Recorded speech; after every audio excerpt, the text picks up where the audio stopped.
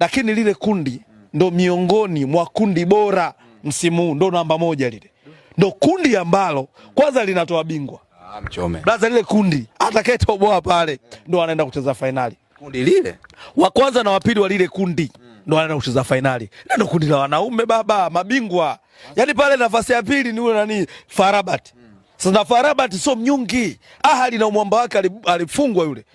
Kombe la ufunguzi, bingwa wa shirikisho na bingwa wa Champions League. Ahali alikalishwa.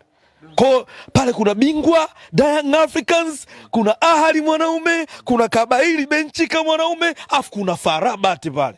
Pale sasa ndo tunataka tuone, kwa sababu ili uweze kuwa mkubwa wa Afrika lazima upige wakubwa. Uwezi kuwa mkubwa wa Afrika unalilia vibondi, lazima ukutane na wanaume wakalishe kwa babake. Yanga na kazi. Yaani Yanga nini? Yaani hapo Yanga ndo tunataka Yanga sasa hapo ndo awe mwanaume kudadadika nikalishie mtu. Inawezekana? Why not? Fika magoli mangapi haya? Sikilize nikwambie. Yaani hatua ya makundi no time ya kutiana moyo. Dube wananchosha kutia moyo vya kutosha. Hatua ya makundi nafasi 3 goli 2. Ikiwezekana goli 3. No time to cry. Yaani hatuna yani makundi hakuna muda wa kukaa chini. Nafasi goli kwa sababu gani? Lile kundi la Yanga mwanangu ni kundi gumu.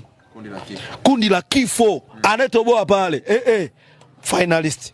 Kwa hiyo inabidi kila nafasi itumike. Final material, kila nafasi chuma. Yaani mimi naamini, sikiliza nikwambie, Yanga ana watu. Yanga ana quality player kuliko Ahali. Mimi nakwambia Ahali anabakia rekodi. Nisikilize scope. Mchezaji pale ghali mwenye kusumbua Ahali nani? Ukimtoa Pesta ameondoka. Na Mohamed Hani wale wazee washachoka, wazee wale. Washazeeka.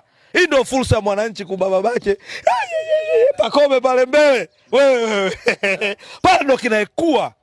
Unadadeki vidari vinani unaweka pembeni unapiga kazi. Yaani